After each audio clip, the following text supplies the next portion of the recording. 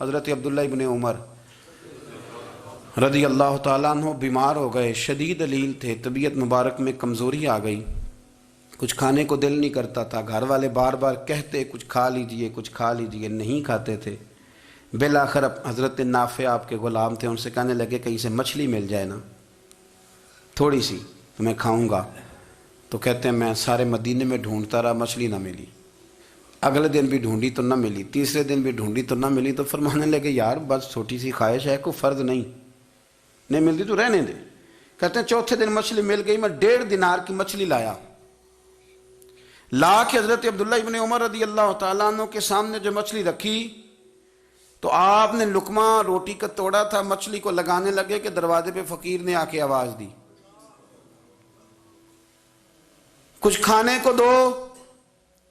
تو حضرت عبداللہ ابن عمر نے روک لیا اور ہنسے۔ کئی دفعہ دے ہم بھی دیتے ہیں پر ہمارا چہرہ دیکھنے والا ہوتا ہے، اتنے ہم غصے میں ہوتے ہیں، دے دیتے ہیں، لیکن جو چھلوٹیں ہوتی ہیں نا چہرے والی وہ گنی نہیں جاتی۔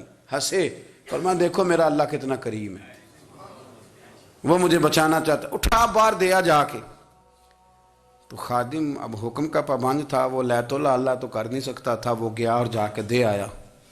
فقیر جب سارے محلے سے آٹا اکٹھا کر لیتے ہیں تو پھر ایک جگہ جا کے بیچتے بھی ہیں۔ دے آیا، وہ 2 گلیاں آگے گزرا تو میں پیچھے دوڑا گیا، میں نے کہا سچ بتا کھانی ہے کہ بیچنی ہے؟ وہ کہنے لگا جو بھی سبب لگ جائے کر جاؤں گا، آپ نے دے جو دی ہے۔ تو کہتے ہیں میں نے اسے کہا کہ یہ 1.5 دینار کی میں نے خریدی تھی، اگر تو 2 دینار کی مجھے بیچ دے تو آج کل مچھلی مدینے میں مل نہیں رہی، تو میں اپنے آقا کو دے دوں گا، وہ یہی کھائیں گے، بیمار ہیں۔ تو کہنے لگا جی بسم اللہ، مجھے کیا اعتراض ہے، 2 دینار مل رہے ہیں، 1.5 کی مچھلی، اور 1.5 کی بھی کسی نے نہیں خریدنی تھی، اب تو پک گئی۔ فرماتے میں نے 2 دینار اس کو تھمائے، وہ مچھلی اس سے خریدی اور خرید کر کے میں لا کے حضرت عبداللہ ابن عمر کے سامنے دوبارہ رکھی۔ تو فرمایا یہ کیسے آ گئی؟ میں نے کہا حضور 1.5 کی خریدی تھی اور پھر فقیر کو دے دی، اب اسی سے میں 2 دینار کی خرید کے لایا ہوں، آپ قبول فرمائیں۔ تو فرمانے لگے تم نے اچھا نہیں کیا، اب اس طرح کرو 2 دینار بھی اسے دے اور مچھلی بھی واپس دے آؤ۔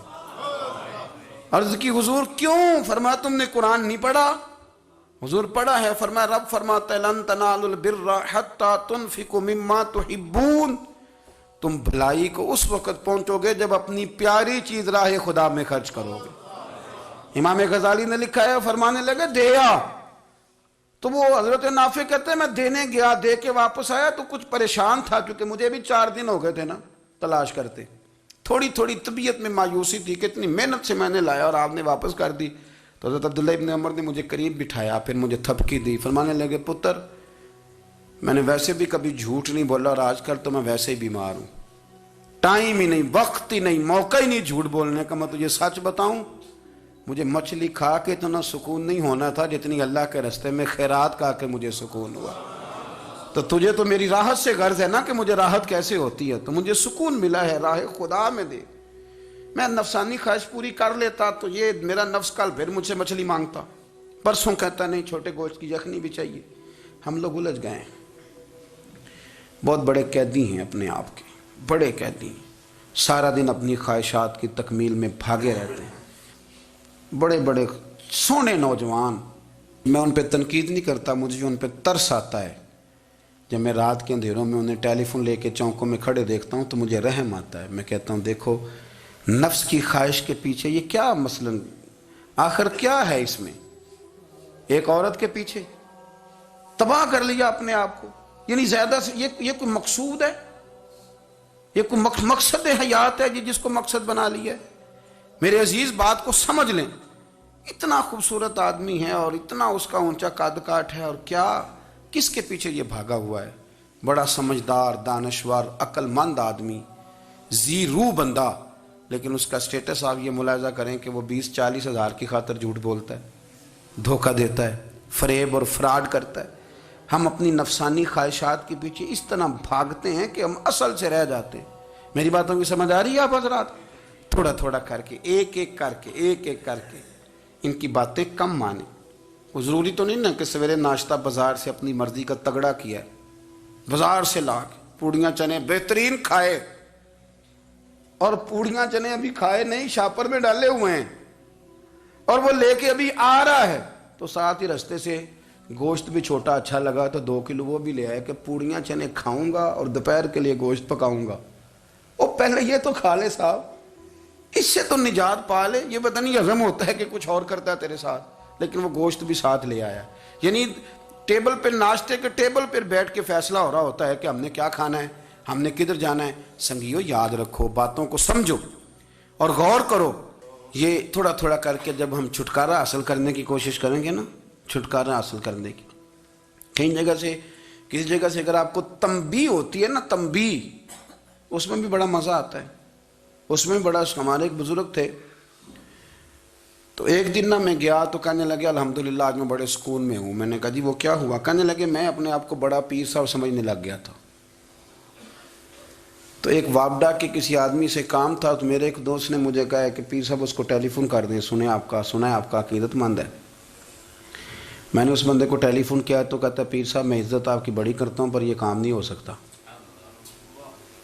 کہتے ہیں جب اس نے مجھے کہا نا تو کچھ بھی نہیں، تو مجھے بڑا مزہ آیا ہے، ورنہ میرا تو نفس پھول گیا تھا۔ میں تو سمجھتا تھا کہ جو میں کہتا ہوں ویسے ہی ہو جاتا ہے۔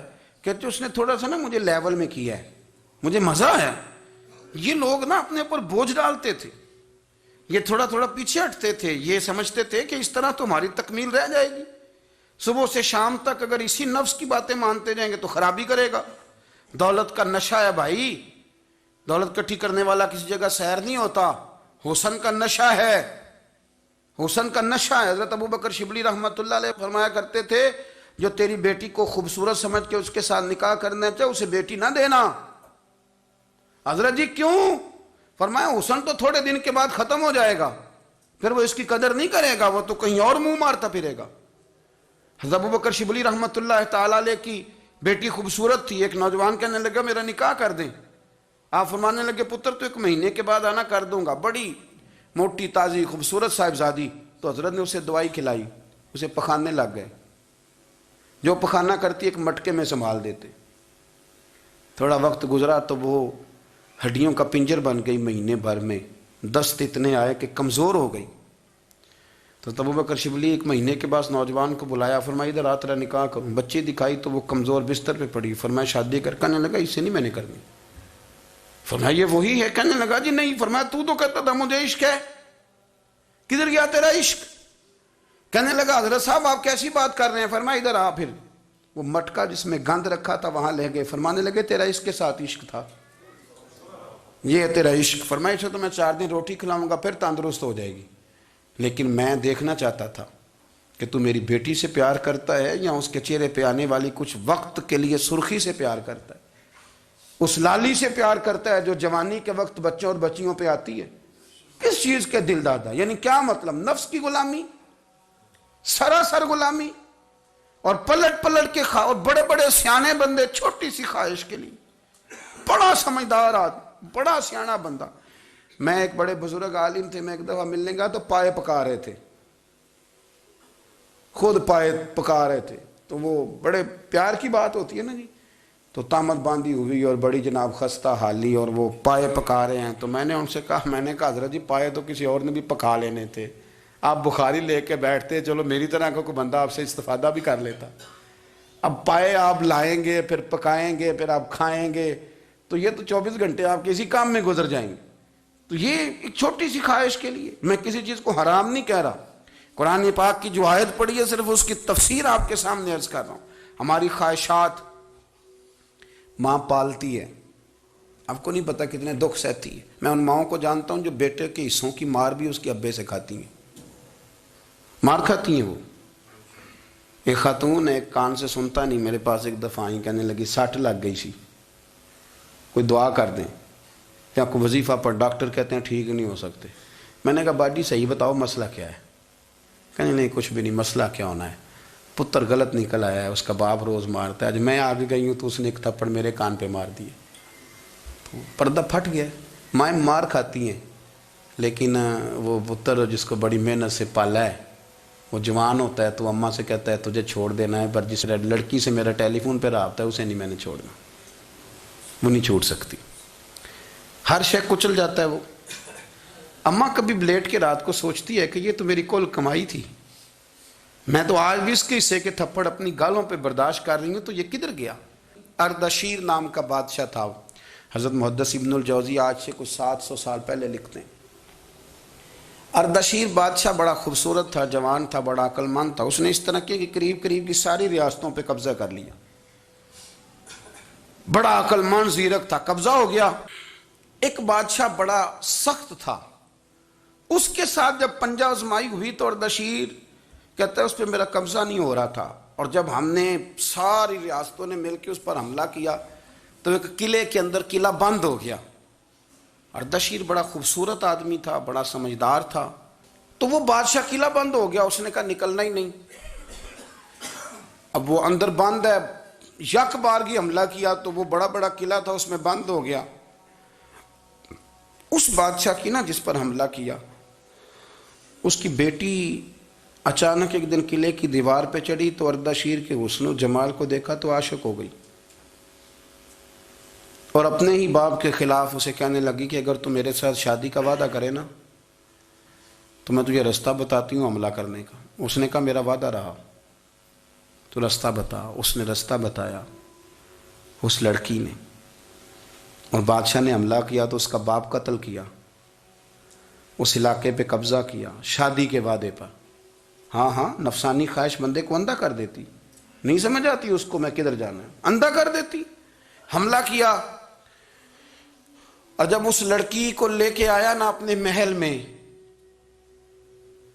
تو پہلے دن شادی کی پہلی رات تھی، تو بستر بچھایا کنیز نے، تو وہ کبھی کروٹ ادھر بدلتی کبھی ادھر بدلتی، تو بادشاہ کہنے لگا کیا ہے؟ کہنے لگی بستر میں کچھ ہے، مجھے تکلیف دے رہی۔